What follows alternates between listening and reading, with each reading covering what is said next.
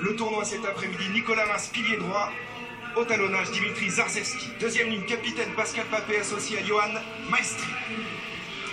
La troisième ligne, il fait son grand retour. Thierry du Sautoir. Il encadre avec Fulgence Ouedraogo le Toulousain Louis Picamol.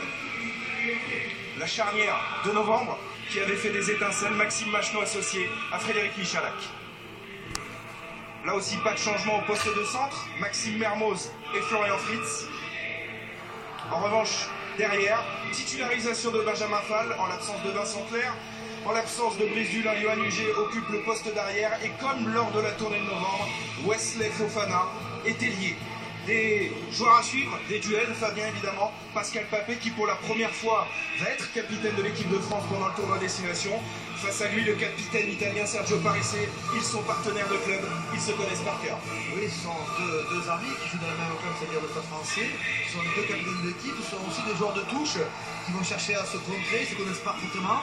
Et ce sont aussi des joueurs qui portent le ballon, qui font avancer leur équipe offensivement. Donc c'est deux joueurs qui vont tenter de donner le plus nécessaire à chacune de leurs équipes. Il revient comme un simple soldat, ce sont ses mots. Thierry du Sautoir fait son grand retour cet après-midi dans les rangs français. Et un joueur peut-être à surveiller particulièrement au centre de l'attaque italienne, Benvenuti. On l'a vu redoutable avec Trévise en Coupe d'Europe. Oui, ça fait 2-3 ans qu'il s'affirme au plus haut niveau. C'est un joueur qu'on a suivi lorsqu'il jouait dans les catégories jeunes, l'équipe d'Italie de moins de 20 ans. Il a réussi à s'imposer au poste de second centre, il est assez puissant, il a beaucoup de vitesse et c'est souvent lui qui fait les brèches pour l'équipe d'Italie. On le dit souvent, Fabien, le premier match dans le tournoi de destination est toujours particulier. On a vu l'Angleterre et l'Irlande bien lancer leur tournoi. C'est au tour de l'équipe de France, quels sont les pièges à éviter?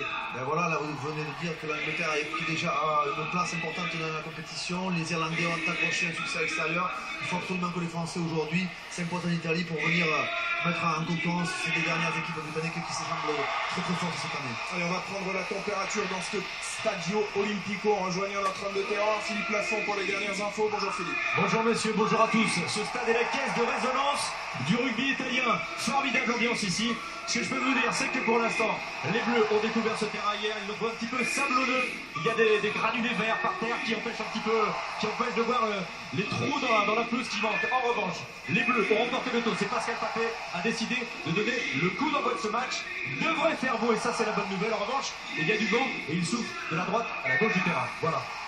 L'équipe de France en quête d'un grand chelem, on le sait, les années impaires c'est difficile, Fabien, il faut remonter à 1997, 16 ans déjà pour trouver trace d'un grand chelem, les années impaires. Cette équipe de France est-elle capable de réaliser une telle performance au cours de ce tournoi? Je m'en souviens très bien, 1997, j'avais laissé un genou en Irlande, deuxième mi-temps, donc c'est vrai que c'est très difficile de gagner un tournoi parce qu'il y a 3 déplacements en Irlande, en Angleterre et puis en Italie.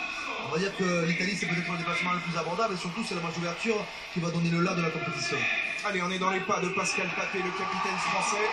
Ils vont faire leur entrée dans ce Stadio Olimpico, décorum particulier puisque l'Italie a quitté son petit stade entre guillemets de Flaminio pour venir s'exporter et exporter le rugby dans le temple du football ici à Rome, le Stadio Olimpico. Les Français sont là. Thierry du Sautoir revient dans cette équipe de France. Dimitri Zarzewski fait figure d'ancien maintenant, 67 sélections. C'est le joueur le plus capé dans cette composition d'équipe. Il a un rôle tout nouveau aussi à assumer.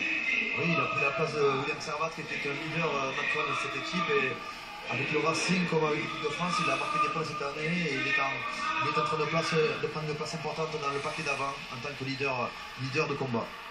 On a beaucoup parlé du rôle de Jacques Brunel aussi peut-être dans cette confrontation entre Français et Italiens. On vous le rappelle, Jacques Brunel faisait partie du staff de l'équipe de France de Bernard Laporte. Il y a encore de cela quelques années, il a conduit Perpignan au titre de champion de France. Il nous connaît par cœur. Est-ce que ça peut jouer ça? Il m'a entraîné 4 ans à Colomiers, donc c'est quelqu'un que je connais très bien. C'est un véritable technicien, quelqu'un qui est capable de donner beaucoup d'espérance et beaucoup d'espoir à son équipe. Quand on lit ses déclarations, il dit qu'un jour l'Italie va s'imposer, va être capable de s'imposer normalement et non réaliser un espoir pour battre les meilleures nations. C'est un joueur qui est capable, un entraîneur qui est capable de donner beaucoup de confiance à ses équipes. Allez, l'équipe de France qui sort et foule la pelouse du Stadio Olimpico.